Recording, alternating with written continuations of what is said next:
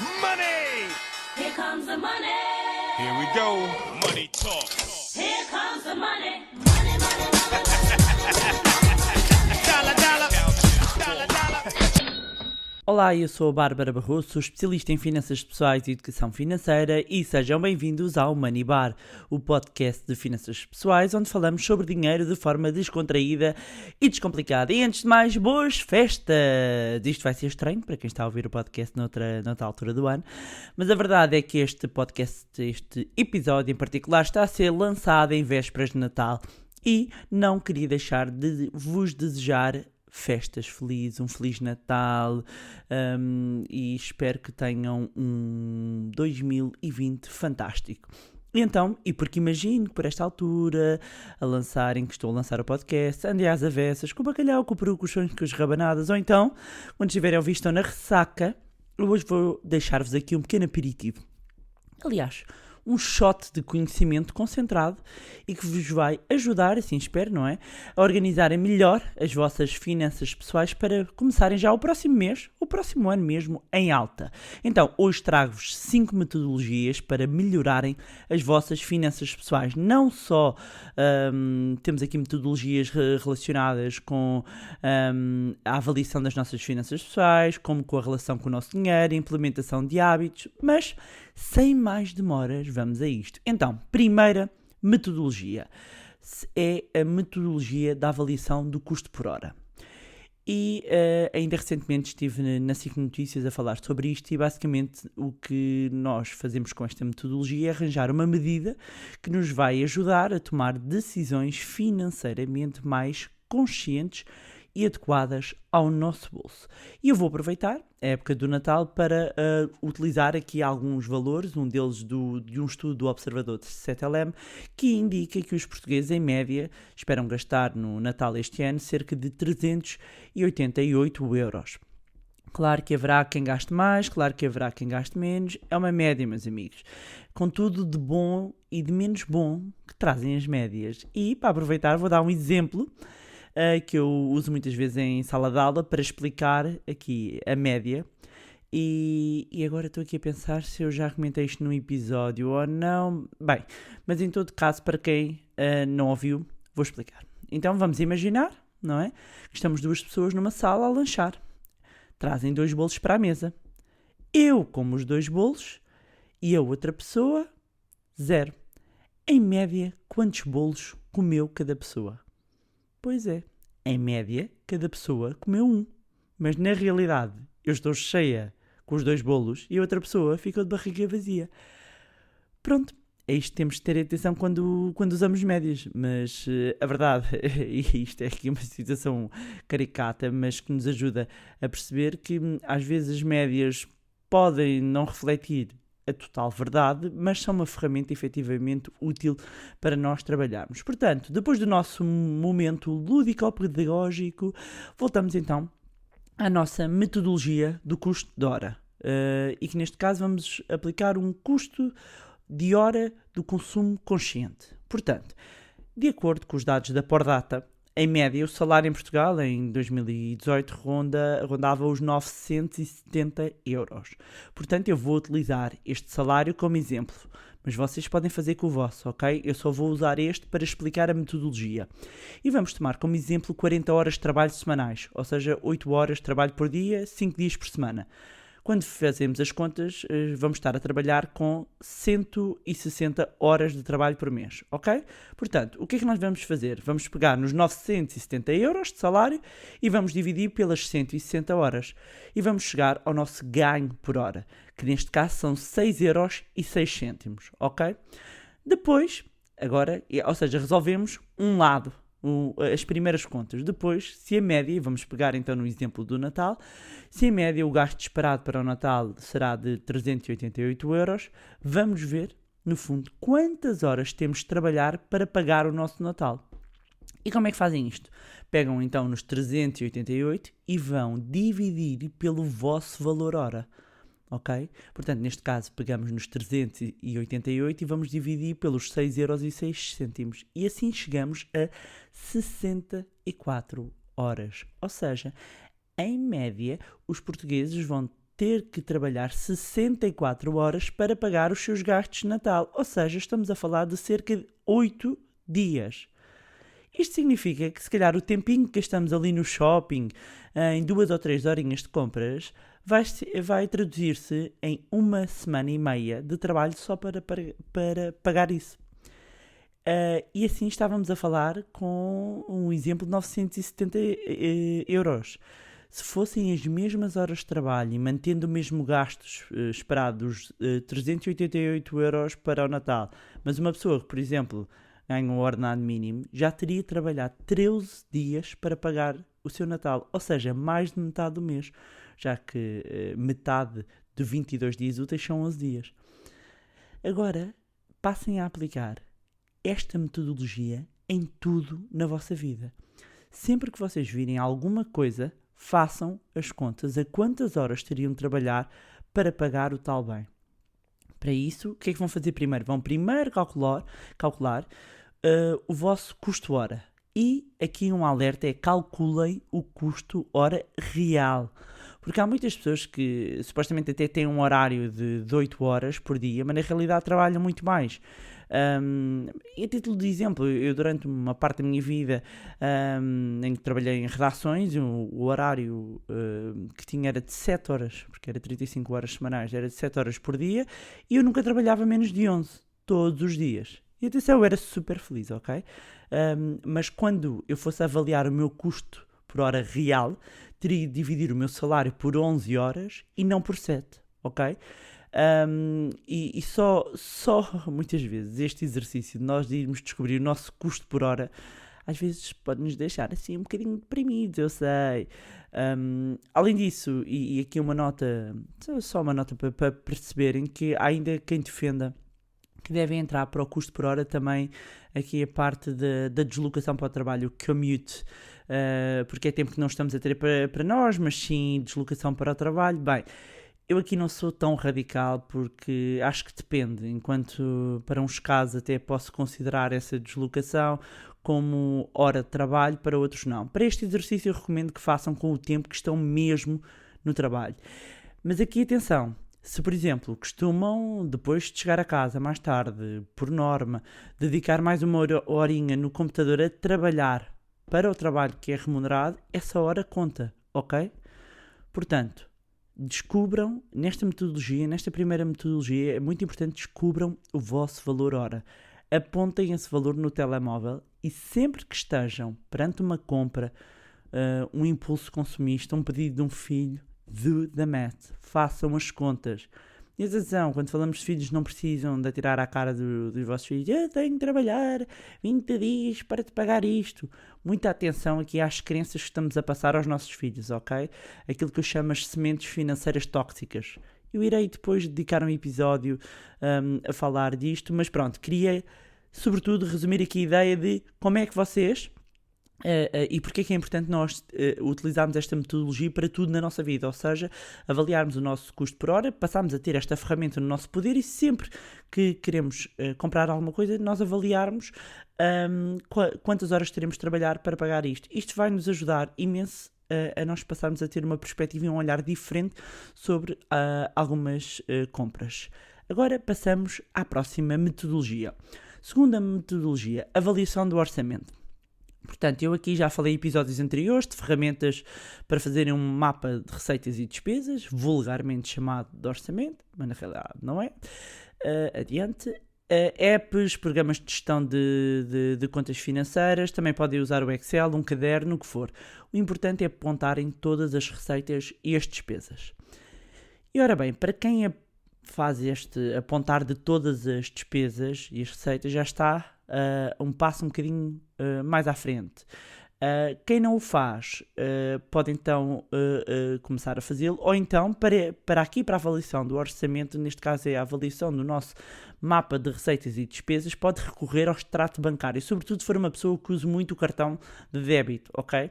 Ou cartão de crédito, mas o cartão de débito sobretudo. Se for uma pessoa que usa muito o dinheiro, não vai, quer dizer, o extrato não serve aqui para a nossa ferramenta, mas o ideal é haver aqui um apontar de todos os gastos, porque desde o momento em que, por exemplo, eu levanto 50 euros e depois no meu extrato só está, ou no meu movimento bancário, no home banking, aqui não é a questão do extrato, vão ao home banking, porque tem mais dados do que quando retiramos os movimentos numa ATM.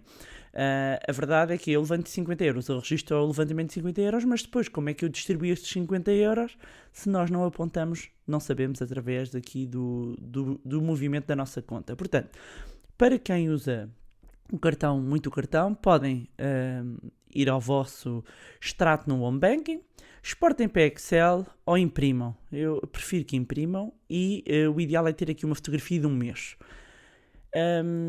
E vai ser preciso realmente imprimir. E acreditem que nós às vezes precisamos de ver e que vai fazer a diferença. Acreditem, meus amigos, são 15 anos a trabalhar na área. Ok, give me some credit, ok? Portanto, imprimam e se querem ver aqui alterações feitas, isto é sobretudo transformador. Isto já é transformador para quem aponta as despesas, porque a questão é, não nos basta apontar as despesas, é preciso depois nós fazermos alguma coisa com os dados que temos, senão só estamos a fazer uma recolha de dados, ok? Mas se já é útil para quem faz a recolha, para quem nunca fez, então isto é um choque. Então, o que eu quero que façam é que arranjem depois 3 canetas, 3 cores. Podem ser canetas também fluorescentes, podem ser canetas de cores. O ideal é terem cores diferentes, verde, azul, vermelho. A primeira, depois de terem estas 3 cores diferentes, a primeira coisa que eu quero que façam é pegam nos vossos movimentos aqui no papel e quero que vão sublinhar as últimas despesas que vocês consideram que foram desnecessárias, ok? E não me peçam para ser eu a avaliar. Vocês próprios sabem das vossas contas, ok? Portanto, toca a sublinhar, escolhem uma determinada cor, seja vermelho, amarelo, o que for, e sublinham todas as despesas que vocês consideram que eram desnecessárias e que vocês fizeram, ok? Depois, noutra cor, vão sublinhar as despesas que vocês consideram serem essenciais.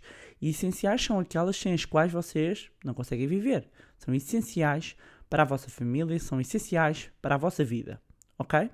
Depois, outra cor vai ser para as despesas que até podem ser essenciais, mas que vocês consideram que conseguem reduzir, renegociar, ou seja, que não é um valor que é fixo e que eu não consigo fazer nada em relação a isto, ok?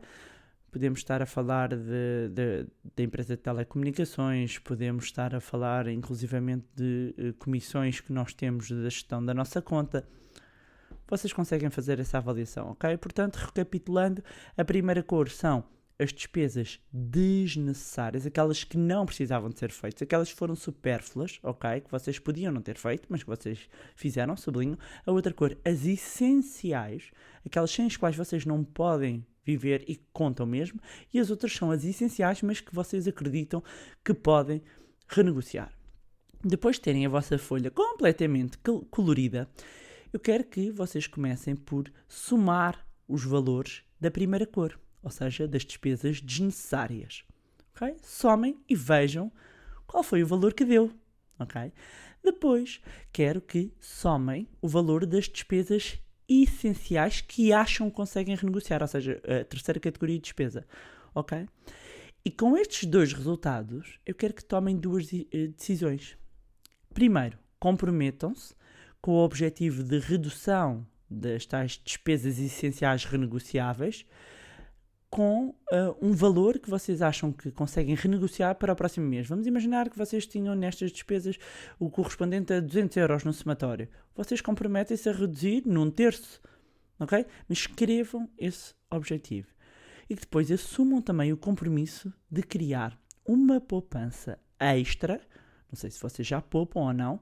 Se já poupam, vocês vão poupar mais. Se não poupam, vão começar aqui a poupar equivalente a metade das despesas desnecessárias. Eu estou a ser amiga, a dizer só metade, deve ser da altura do ano, ok? Portanto, se vocês tiveram equivalente a 200 euros, vamos imaginar, 300 euros de despesas desnecessárias, 150 euros são para vocês começarem a poupar, e isto já vai colar com a terceira metodologia, que é a poupança mensal automática. E eu quero que vocês comecem a fazer, para quem não poupa nada, começa a fazer a poupança mensal automática deste valor para outra conta, para um PPR, e podem ouvir o episódio do PPR e ver também no meu canal do YouTube Bárbara Barroso a live que eu fiz com o Pedro Lino sobre PPRs. E não me venham com conversas que não dá, porque é possível fazer reforços de PPRs com 10 euros por mês e com ordens automáticas, ok? Portanto, automatizar a poupança a partir do próximo mês, sem desculpas. #no excuses, ok? Quarta metodologia. Aquilo que eu costumo designar como o lead do consumo consciente. O lead porquê? Porque são a resposta aos 5 Qs. E numa altura de muitos apelos de consumo, em que são utilizadas todas as técnicas e gatilhos para nos fazerem gastar dinheiro, e também irei falar disso em breve, nós basicamente temos que quase nos policiar, temos que assumir o controle dos nossos impulsos consumistas, e para isso devemos usar esta metodologia e responder aos 5 Qs. E quais são estes 5 Qs? Primeiro, o que é que você quer, ou seja, qual é que é o objeto, o serviço que deseja ter, ok? Portanto, o que é que nós queremos? O segundo Q é para quê? Ou seja, qual é que é o propósito, o intuito, e nomeadamente se esse querer está alinhado com os nossos próprios valores. O terceiro Q é o quando, ou seja, em que prazo, em que horizonte temporal. O quarto Q é quanto, qual o preço, neste caso, do item do desejo, o valor. E aqui podemos não só o valor, mas o valor que nós precisamos, inclusivamente, poupar mensalmente para atingir essa meta. E aqui temos o quanto já temos, ou seja, perante o quanto é que custa, não é? Quanto é que eu já tenho para isso e quanto é que eu vou precisar, ok? E por fim, o quinto é quem vai pagar. Quem? Do bolso de quem é que vai sair esse dinheiro? Do seu companheiro, de um sócio? E esta metodologia dos 5 Qs pode ser aplicada ao consumo consciente, mas também quando estamos a avaliar, inclusivamente, oportunidades de negócios e até de empreender, ok? Por fim, trago um método que acabei por popularizar há uns anos e que dei a conhecer de uma forma mais massiva a nível nacional, que é o desafio das 52 semanas, e que eu já tinha aprendido há muito tempo e que até utilizava em algum ambiente de aulas, e até fiquei muito espantada quando de repente eu falei disso e explodiu no meu blog na altura, e fui à televisão falar disto e a todo lado. Então, a quinta metodologia é usar o desafio das 52 semanas como poupança objetivo. Então, mas afinal, o que é o desafio das 52 semanas? Então, basicamente, há 52 semanas no ano. E por cada semana nós podemos poupar o correspondente a essa semana em euros. Exemplo, na primeira semana poupamos 1 euro, na segunda semana 2 euros e assim consecutivamente até à 52ª semana, em que nessa semana poupamos 52 euros. Tudo somado, e no final do ano terão colocado de lado 1.378 euros. Se forem 2 a fazer o desafio, a poupança duplica, serão 2.756. Ou podem fazer com um valor superior. Outra das metodologias que ainda podem usar dentro do próprio desafio das 52 semanas e que eu até prefiro, é a versão decrescente. Ou seja, a primeira semana começa a poupar 52, a segunda semana poupa 51 e assim consecutivamente. Na última semana, ou seja, na 52ª semana, apenas tenho que colocar parte 1 euro. Porquê? Porque comecei ao contrário. E porquê que eu acho que funciona melhor? Porque no início eu estou mais motivado. Aliás, eu costumo dizer que o dia 1 de janeiro é o dia em que nós somos todos super-heróis, porque este ano é que vamos ao ginásio, este ano é que poupamos. E a verdade é que com esta motivação, se o esforço financeiro aqui é maior, vai diminuindo ao longo do tempo, custa menos. Mas é uma questão de preferência, ok? E depois ainda há uma outra versão, que é a bingo. No fundo, nós poupamos o valor correspondente à semana que nos é mais conveniente. Vamos imaginar que na primeira semana conseguimos poupar 52 euros, então sublinhamos. E aqui estou a falar do sublinhar porquê? Porque eu tenho um mapa, um calendário, onde vocês têm os valores por cada uma das semanas, podem depois adaptar e escolher a metodologia que dá melhor para vocês. E eu vou deixar aqui o link onde vocês estiverem a ouvir, vão ter um link direto para a página onde explico tudo isso, e vocês podem descarregar então o calendário e depois imprimir e colar onde vocês quiserem poupar. Então, voltando aqui, vamos imaginar que na primeira semana, na versão Bingo, conseguimos poupar 52 euros, sublinhamos esse valor correspondente. Depois, na segunda semana, só conseguimos 2 euros. Então, sublinhamos essa semana, essa linha correspondente. Na terceira, poupamos 10 euros. E assim sucessivamente, não se pode repetir o valor, ok? E aqui torna-se mais flexível. Quem não conseguir fazer a versão de 1 euro pode fazer de 50 cêntimos e assim chega ao final do ano com 689 euros. Como eu digo, basta imprimir o calendário, colar no milheiro, num frasco transparente ou num pote, como eu lhe chamo. Eu utilizo aqueles de massa ou do arroz, estão a ver? Porque eu gosto de ver o dinheiro a crescer e mantenho-me motivada, ok? E então eu já tenho, como eu estava a ter preparado aqui para 2020, o calendário. E em casa isto acaba por ser um desafio que podem fazer também em conjunto. Já tive casais, cada um fez o seu. Podem escolher o melhor método. Depois, o importante é pensar que destino é que vão dar a este valor. Eu já fui de férias, já sou pessoas que trocaram sofás, também já investi em ETFs, que são os Exchange Trade Funds. Para quem não sabe o que é que eu estou a falar, basta ouvir o episódio número 13, mas o objetivo é definido por cada pessoa, ok? Todas estas metodologias que eu partilhei convosco, eu própria utilizo na minha vida e ajudaram-me muito a melhorar a minha relação com o dinheiro e com as minhas finanças pessoais. E pronto, era isto que vos tinha para trazer em mais um episódio do podcast de Finanças Pessoais Money Bar. Relembro que faltam pouquíssimos lugares para escutar a Masterclass de Finanças Pessoais, que se destina sobretudo a quem quer elevar a vida financeira para um novo patamar. Uma vez mais, aproveito para desejar boas festas a todos os fantásticos seguidores do Money Bar. Vocês são maravilhosos e eu não posso deixar de agradecer de coração o vosso apoio e incentivo. É engraçado que há sempre que me envia uma mensagem pelo Instagram a dizer: estou a ouvir agora, queria só deixar um beijinho, uma mensagem de apoio. Muito, muito obrigado. Eu adoro receber estas mensagens, podem continuar a mandar. Mais uma vez, não se esqueçam de subscrever o podcast onde estiverem a ouvir, deixarem uma avaliação também lá no iTunes para mais pessoas terem acesso a conteúdos de literacia financeira e acompanhem, como eu costumo dizer, também o Instagram Barbara__Barroso, o blog barbarabarroso.pt ou mesmo o site moneylab.pt. Se gostaram do conteúdo e acham que vai ser útil a outras pessoas, sejam familiares ou amigos, partilhem. Como eu costumo dizer, sejam um agente de mudança das pessoas que estão à vossa volta. Quanto a nós, encontramos-nos no próximo Money Bar. Money! Here comes the money. Here we go. Money talk. Here comes the money. Money, money, money, money.